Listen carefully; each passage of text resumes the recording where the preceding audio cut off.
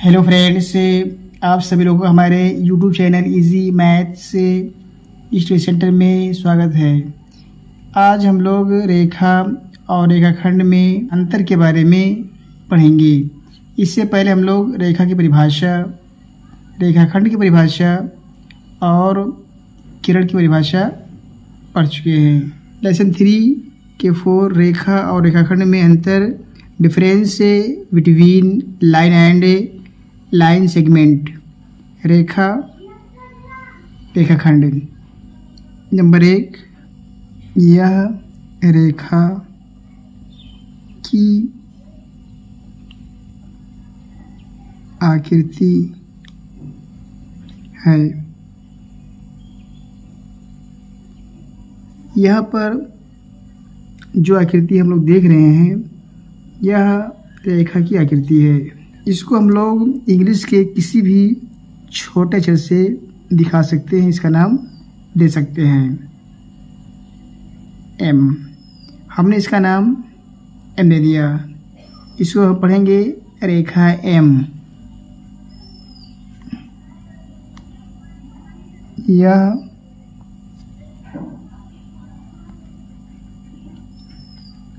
आकृति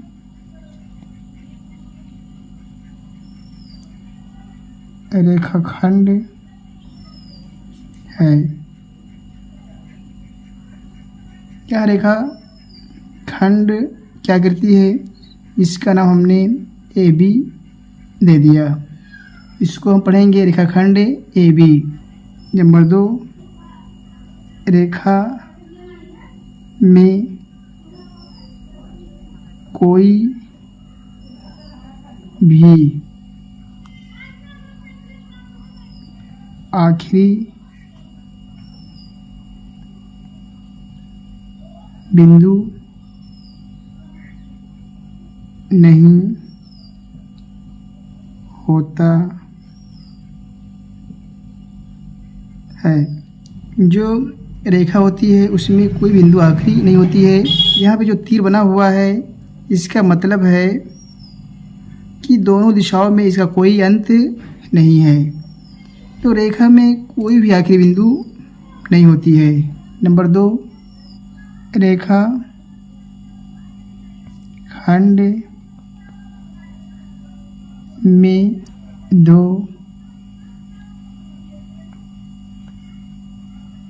आखिरी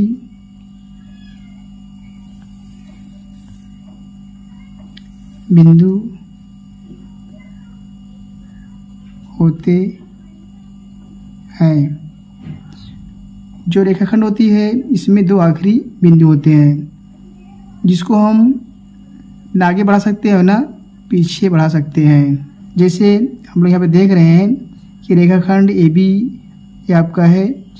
इसमें आपके 2 बिंदु हैं। एक बिंदु आपका ए है और एक बिंदु आपका ए है। अब इसको हम दाएं नहीं बढ़ा सकते और ना ही बाएं बढ़ा सकते हैं। तो इस प्रकार से रेखाखंड के 2 आखिरी बिंदु होते हैं। नंबर 3, रेखा की लंबाई असीमित होती है।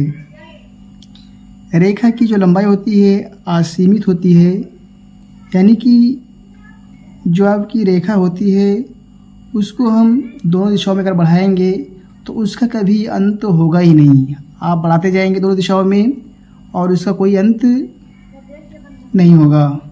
रेखा खंड की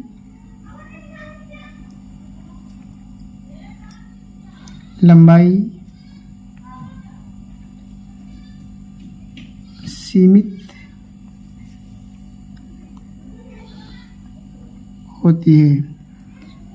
आपकी जो रेखाखंड होती है उसकी लंबाई सीमित होती है। अगर कोई रेखाखंड आपका 10 सेमी है तो आपका वो 10 सेमी रहेगी, उसको हम बढ़ा नहीं सकते हैं। अगर कोई रेखाखंड आपका 50 सेमी है तो 50 सेमी ही रहेगी, उसको हम बढ़ा नहीं सकते हैं। नंबर 4, रेखा को कागज़ या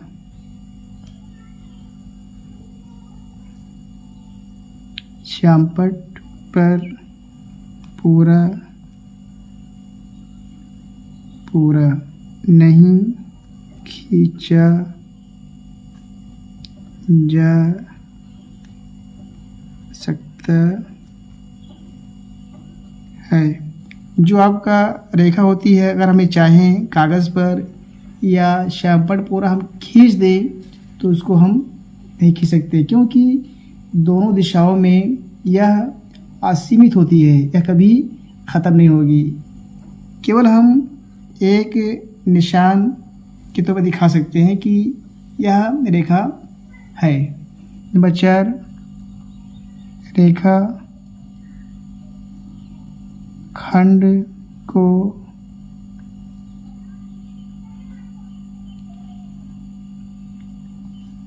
श्यामपट्ट या कागज़ पर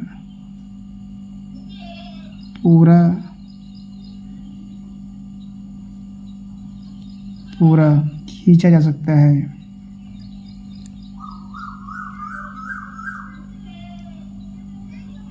खींचा जा सकता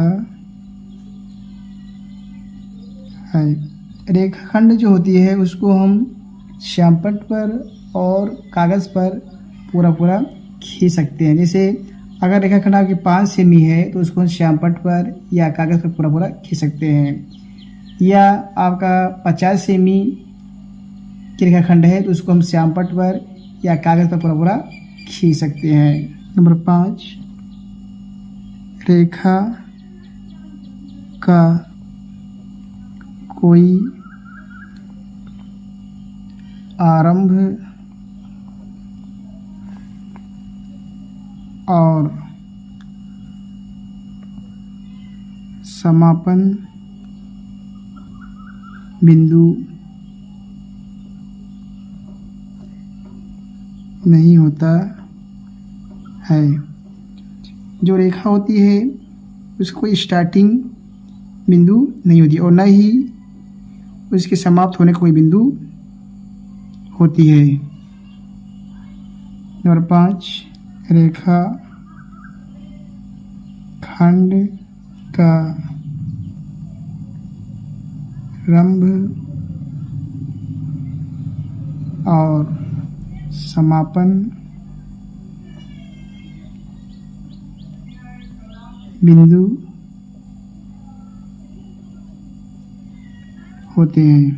जो रेखाखंड होती है इसका एक स्टार्टिंग बिंदु होता है और एक समापन बिंदु होता है। जैसा कि मैं ऊपर चित्र में दिखाया हूँ, ये आपका स्टार्टिंग बिंदु है और भी आपका समापन बिंदु है। अगर हम बी को स्टार्टिंग बिंदु लेंगे तो ये आपका समापन बिंदु होगा।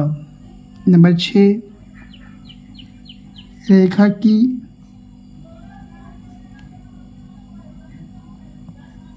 लंबाई मापी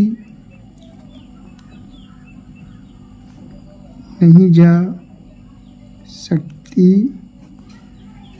है। जो रेखा होती है उसकी लंबाई को हम माप नहीं सकते हैं, क्योंकि दोनों दिशाओं में अनंत होती है। नंबर 6, रेखा खंड की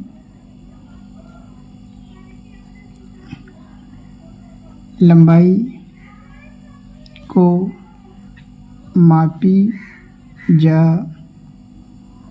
सकती है। रेखाखंड की लंबाई को हम माप सकते हैं। कोई भी रेखाखंड हो, वो आपकी 10 सेमी की होगी या 15 सेमी की होगी या 50 सेमी की होगी या 100 सेमी की होगी या 10 मीटर की होगी, तो उसको हम माप सकते हैं, लेकिन रेखा की लंबाई को हम माप नहीं सकते हैं। आखिर में वीडियो को लाइक शेयर करें और अगर आप हमारे चैनल पर नए हैं तो इस चैनल को सब्सक्राइब करें। Thank you very much. जय हिंद, जय भारत।